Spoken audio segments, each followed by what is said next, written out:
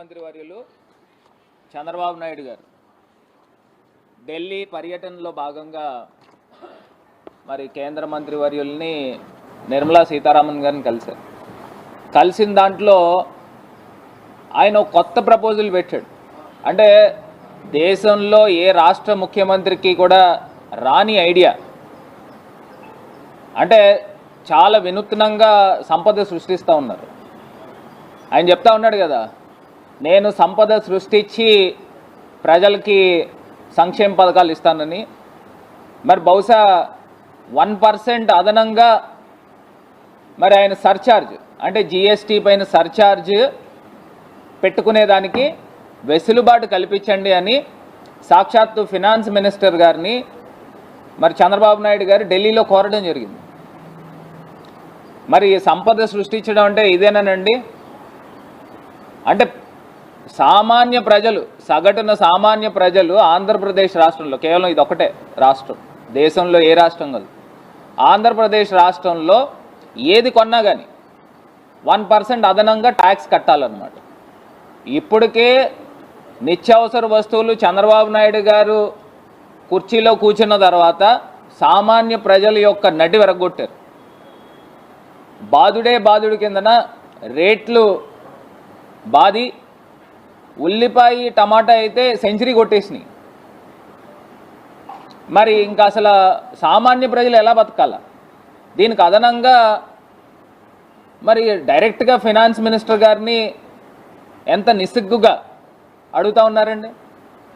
ఆయన చెప్తా ఉన్నాడు, విజయవాడ వరదలు వచ్చినాయి, అతలాకుతలం అయిపోయినాయి, దాని గురించి రాష్ట్ర ప్రజలందరూ కూడా 1% ట్యాక్స్ కట్టాలి.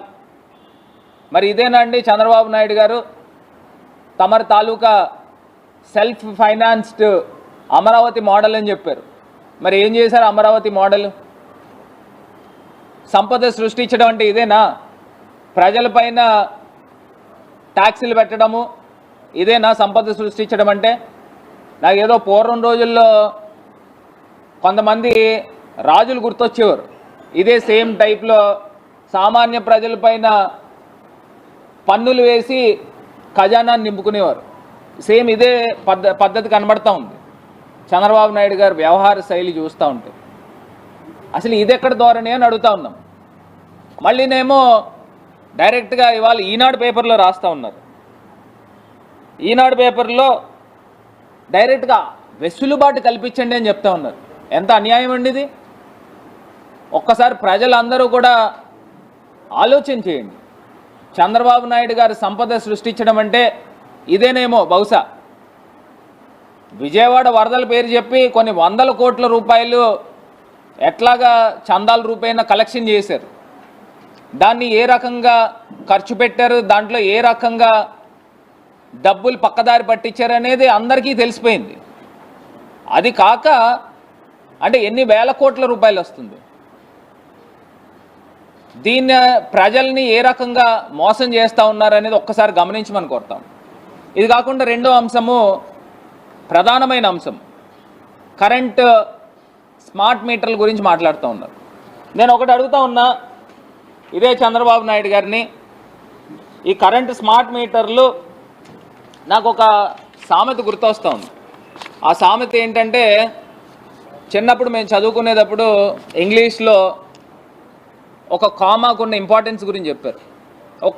ఒక సామెత చెప్తా. ఇంగ్లీష్లో ఒక జడ్జి గారంట ఒక స్టేట్మెంట్ రాసినప్పుడు ఒక అతనికి hang him not leave him, అంటే ఒక కామా తీసుకొచ్చి హ్యాంగ్ హిమ్ నాట్ అంటే ఆయన్ని ఉరి తీయద్దు, వదిలేయండి అని దానికి అర్థం. హ్యాంగ్ హిమ్ నాట్ పక్కన కామా పెట్టాలి. ఆయన పొరపాటున హ్యాంగ్ హిమ్ దగ్గర కామా పెట్టారు. అంటే ఉరి తీసేయండి, అతను వదలొద్దు అని. అంటే హ్యాంగ్ హిమ్ నాట్ దగ్గర ఒక కామా పెడితే, హ్యాంగ్ హిమ్ పక్కన ఒక కామా పెడితే ఎంత తేడా ఉందో, అదే రకంగా ఇదే తెలుగుదేశం పార్టీ ప్రతిపక్షంలో ఉన్నప్పుడు స్మార్ట్ మీటర్లు ఉరితాళ్ళు అన్నారు. మరి ఇదే తెలుగుదేశం ప్రభుత్వం అధికారంలోకి వచ్చాక స్మార్ట్ మీటర్లు వచ్చేసాయి అన్నారు. అంటే మీరు మాట్లాడితే మీరు చేసే పనులు ఏదైనా ఉంటే అది తప్పు కాదు, పక్కనోడు చేస్తే తప్పులన్నా. అంటే నాకు అర్థం కావట్లా. ఇదే చంద్రబాబు నాయుడు గారు ఆయన చెప్పిన అంశం చూడండి, రైతు మెడకు ఉరితాళ్ళు వెయ్యవద్దు, రైతు మెడకు ఉరితాళ్ళు వెయ్యవద్దు. అంటే స్మార్ట్ మీటర్లు ఈయన ప్రతిపక్షంలో ఉన్నప్పుడు మాట్లాడిని, ఇప్పుడు ఏం మాట్లాడుతున్నారు? స్మార్ట్ మీటర్లు వచ్చేసాయి అంటే దానివల్ల ఏదో ప్రజలకి ఏదో న్యాయం జరిగిపోతున్నట్టు. అంటే ఈయన చెప్పిన విధానం అంటే ఇదెక్కడ రెండు నాలుకల ధోరణి అని అడుగుతా ఉన్నా. ఎంత అన్యాయమా? ఇంత అన్యాయంగా మాట్లాడుతూ పైపెచ్చిన ఈ 5 నెలల్లో ఈయన చేసిన నిర్వాహకం ఏంటంటే సుమారుగా 57,000 కోట్ల రూపాయలు అప్పులు చేసిన ఘనుడి కిందన మనం పరిగణించాలి. 57,000 కోట్ల రూపాయలు. ఇదే అసెంబ్లీలో 5 నెలలు పోయిన తర్వాత ఇప్పుడు బడ్జెట్ ప్రవేశపెట్టారు. ఈ బడ్జెట్ ప్రవేశపెట్టిన దాంట్లో క్లియర్గా తేటతెల్లమైంది కదండి ఈయన ఎన్ని అబద్ధాలు ఆడారో. గతంలో జగన్మోహన్ రెడ్డి గారి ప్రభుత్వంలో 14 లక్షల కోట్లు 13 లక్షల కోట్లు నోటుకొచ్చిన మాటలు చెప్పారు. అప్పులు చేసేసారు 13 లక్షల కోట్లు 14 లక్షల కోట్లని. మరి ఇదే అసెంబ్లీలో బడ్జెట్ మీరు పెట్టినప్పుడు జగన్మోహన్ రెడ్డి గారి హయాంలో 6,75,000 కోట్ల రూపాయలు సుమారుగా అవే అప్పులు. అంటే గతంలో మీరు చేసిన అప్పులతో కలుపుకుని మరి ఏ రకంగా అబద్ధాలు ఆడారండి? ఇదే చంద్రబాబు నాయుడు గారు నోట్తోనే కదా ఇన్ని మాటలు చెప్పిన వాళ్ళు. మరి ఏ రకంగా ఇన్ని పచ్చి అబద్ధాలు మరి మాట్లాడతారో నాకైతే అర్థం కాలే. ఇది కాకుండా కరెంట్ ఛార్జీల గురించి చంద్రబాబు నాయుడు గారు ఊరూరా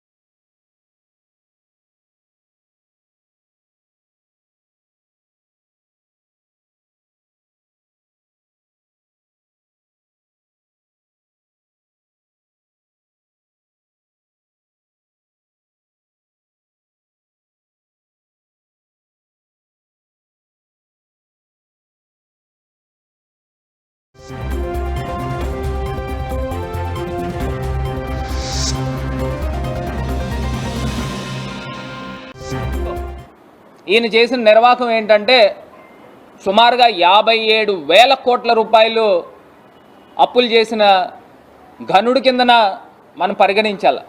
57,000 కోట్ల రూపాయలు. ఇదే అసెంబ్లీలో 5 నెలలు పోయిన తర్వాత ఇప్పుడు బడ్జెట్ ప్రవేశపెట్టారు. ఈ బడ్జెట్ ప్రవేశపెట్టిన దాంట్లో క్లియర్గా తేటతెల్లమైంది కదండి ఈయన ఎన్ని అబద్ధాలు ఆడారో.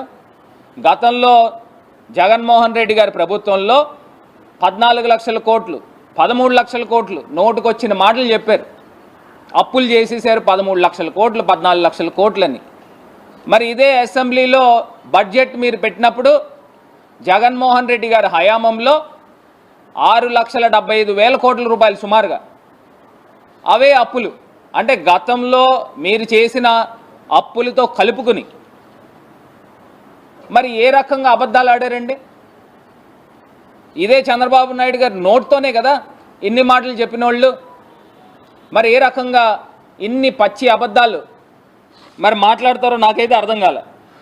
ఇది కాకుండా కరెంట్ ఛార్జీల గురించి చంద్రబాబు నాయుడు గారు ఊరూరా ప్రచారం చేశారు. ఏమని ప్రచారం చేశారు? మేము అధికారంలోకి వచ్చిన తర్వాత నాణ్యమైన కరెంట్ ఇస్తాము, కరెంటు ఛార్జీలు అనేవి పెంచమని చెప్పేసి నేరుగా చెప్పిన మాట ఇదే చంద్రబాబు నాయుడు గారు. మరి ఆయన గెలిచిన తర్వాత మాకున్న లెక్కల ప్రకారం ఆయన 11,000 కోట్లు పైమాటే పెంచేదానికి ప్రణాళిక రూపొందిస్తూ ఉన్నారు. ఈ స్మార్ట్ మీటర్ల పేరు చెప్పి అదేవిధంగా సామాన్య ప్రజలకి ఏ రకంగా ప్రతి యూనిట్కి గరిష్టంగా రూపాయి మరి నవంబర్ 15 నుంచి ఈ యొక్క కరెంటు ఛార్జీల యొక్క బాధుడు మరి చంద్రబాబు నాయుడు గారి ప్రభుత్వంలో వేయబోతూ ఉన్నారు. మరి ఇంతకన్నా అన్యాయం ఎక్కడైనా ఉందండి? అసలు స్కూళ్ళ పరిస్థితి ఏమైనాయండి? చిన్నపిల్లలకి మీరు కనీస పక్షాన ఏదైతే మధ్యాహ్న భోజనం పథకం అసలు నడుస్తూ ఉందా? క్వాలిటీ ఫుడ్ పెడతా ఉన్నారా? స్కూళ్ళ పరిస్థితులు ఏ రకంగా దారుణంగా తయారు చేశారో అర్థమవుతోంది. మరి ఇది కాకుండా ఇదే చంద్రబాబు నాయుడు గారి ప్రభుత్వంలో బియ్యం రేట్లు ఎంత ఉన్నాయండి, నూనె రేట్లు ఎంత ఉన్నాయండి, ఇప్పుడు కరెంటు ఛార్జీలు. నిన్నటికి నిన్న సాక్షాత్తు అసెంబ్లీలో మరి మీ ఎమ్మెల్యేలు నేరుగా మాట్లాడుతూ ఉన్నారు. ఉచిత శాండ్ అన్నారు, ఆ పారదర్శకత కనబడట్లేదు, లోపం ఎక్కడుందో మరి దాన్ని సవరించాలని చెప్తా ఉన్నారు. 5 నెలలు అయింది, లోపం ఎక్కడ ఉంటుందండి? మీ ఎమ్మెల్యేలు అనుచరులు యథేచ్ఛగా ఇసుక అమ్ముకుంటూ ఉంటే లోపం అక్కడ ఉంటుంది. అధికారుల మటుకు ఏం చేస్తారు? అధికారుల పైన నెపం నెట్టేస్తూ ఉన్నారు. అధికారులు మాట వినట్లేదని. అధికారులు ఏమన్నా అమ్ముకుంటారా శాండ్ని? ఎవరు అమ్ముకుంటారండి శాండ్ని? మీ తాలూకా ఎమ్మెల్యేలు వాళ్ళ తాలూకా మనుషులు కాదా? సిండికేట్ల రూపేణా డైరెక్ట్గా చేసుకుని అమ్ముకుంటా ఉన్నారు. ఇదే మద్యం షాపులు డైరెక్ట్గా మీ ఎమ్మెల్యేలకు వాటాలు ఉన్నాయని వాళ్ళే చెప్పుకుంటా ఉన్నారు. వాళ్ళే మీటింగ్లు ఓపెన్గా పెట్టేస్తూ ఉన్నారు. ఈ లోపాలు ఎక్కడ జరుగుతున్నాయి? ఉచిత శాండ్ అని మీరు అసెంబ్లీ వేదికగా మీ ఎమ్మెల్యేలు మాట్లాడుతూ ఉన్నారు. ఆయన జ్యోతుల్ నెహ్రూ గారు మాట్లాడారు, వీళ్ళంతా మాట్లాడుతూ ఉన్నారు. మరి ఎక్కడ లోపం జరుగుతూ ఉంది? 5 నెలలు అవుతూ ఉంది అంటే వీళ్ళందరూ కూడా కాసు కూర్చుని ఎప్పుడు ప్రభుత్వం వస్తుందా, ఎప్పుడు మింగేయాలా అన్నట్టు. గతంలో జగన్మోహన్ రెడ్డి గారి ప్రభుత్వంలో శాండ్ నుంచి కానీ వైన్ షాప్స్ నుంచి కానీ ప్రభుత్వ ఖజానాకి వేల కోట్ల రూపాయల ఆదాయం వచ్చేది. మరి ఇప్పుడు వచ్చే ఆదాయం ఎవరి జేబుల్లోకి వెళ్తూ ఉన్నాయి? మీ తెలుగు తమ్ముళ్ళు జేబుల్లో కాదా అని అడుగుతూ ఉన్నా. ఇంత నేరుగా మీకు తెలుసున్నా కూడా ఇంకా ఈ పాటికి కూడా మీరు అరికట్టలేకపోయారు. ఇది నిజంగా చాలా బాధాకరం, శోచనీయం. ఇంకా ప్రధానమైన అంశంకి వస్తే మరి ఇదే ఈనాడు పేపర్, ఇవాళ పేపర్లో డైరెక్ట్గా నేరుగా ఏంటండి ఇది? కన్నతల్లి శీలాన్ని శంకించేవారు మనుషులేనా? అసలు ఈనాండి ఎవరండి? ఎవరి గురించి మాట్లాడుతూ ఉన్నారు? అసలు ఈనాడు పేపర్లు ఇంత నిస్సిగ్గుగా ఎలా వేయగలుగుతూ ఉన్నారు డైరెక్ట్గా? అంటే అసలు ఆ మాట ఉచ్చరించడానికి కూడా మాకు ఎవరికి కూడా నోరు రావట్లా. మరి ఇంత దారుణంగా ఎట్లా మాట్లాడతారు?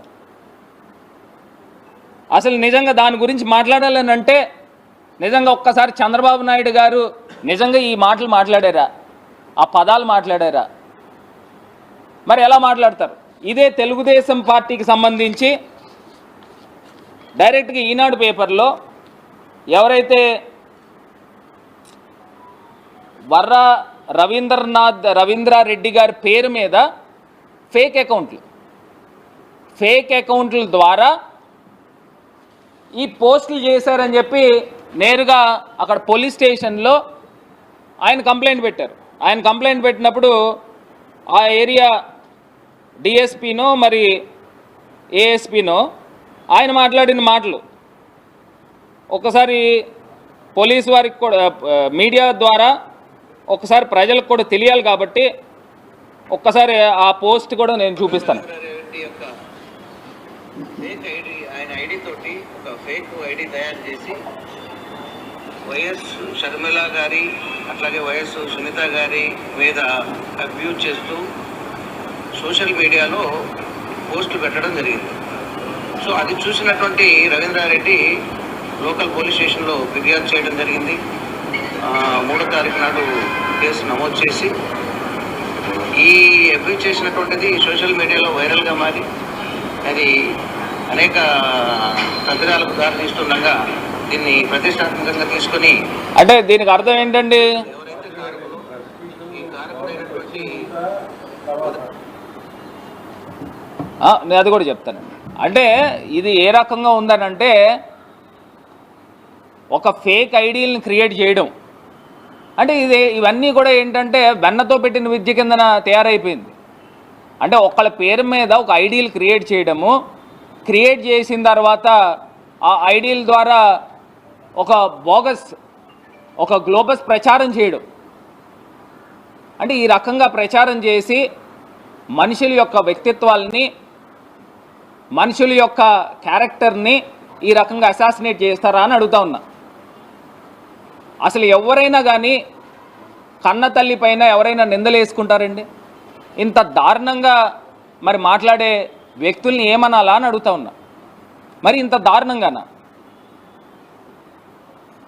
నిజంగా ఒక్కసారి వారు కూడా ఆలోచన చేయాలి. ఎందుకు చేస్తారండి? అసలు జగనన్న నోట్లోంచి ఇంకా మనం అందరం కూడా అమ్మ అని పిలుస్తాం. ఆయన తల్లిగారు అనే పదం మాట్లాడతారు, విజయమ్మ గారు అనే పదం మాట్లాడతారు. ఆయన ఇచ్చే గౌరవము, ఆయన చెల్లికి కానీ తల్లికి కానీ ఇచ్చే గౌరవం. ఆయన షర్మిల గారిని కూడా షర్మిలమ్మ అని పిలుస్తాడు, విజయమ్మ అని పిలుస్తారు. అది ఆయన తాలూకా ఇచ్చే గౌరవం. జనరల్గా ఆయన బ్రదర్ కింద, అన్న కింద ఉన్నప్పుడు పేరు పెట్టి పిలవచ్చు చెల్లెల్ని, కానీ ఆయన షర్మిలమ్మనే పిలుస్తాడు. మా దగ్గర ఎప్పుడైనా టాపిక్ వచ్చినా లేకపోతే గతంలో ఎప్పుడు మేము మాట్లాడినా ఆయన వాడే పదం అది, ఆయన ఇచ్చే గౌరవం అది. మనం జనరల్గా మేము ఇంట్లో మా చెల్లిని పేరెట్టే పిలిచేస్తాం, కానీ జగనన్న అట్లా కాదు. అమ్మ అని దానికి వెనకాతల దాని వెనకాతల ఆ పదం చేర్చి మరి జగనన్న మాట్లాడతాడు. అది ఆయనకున్న విజ్ఞత. ఒక్కసారి రాష్ట్ర ప్రజలు కూడా ఒకసారి ఆలోచన చేయండి, రాష్ట్ర ప్రజలు కూడా ఒకసారి గమనించండి. అంటే ఈనాడులో హెడ్లైన్స్లో నేరుగా ఆ రకంగా పదాలు వాడచ్చా అని అడుగుతా ఉన్నా.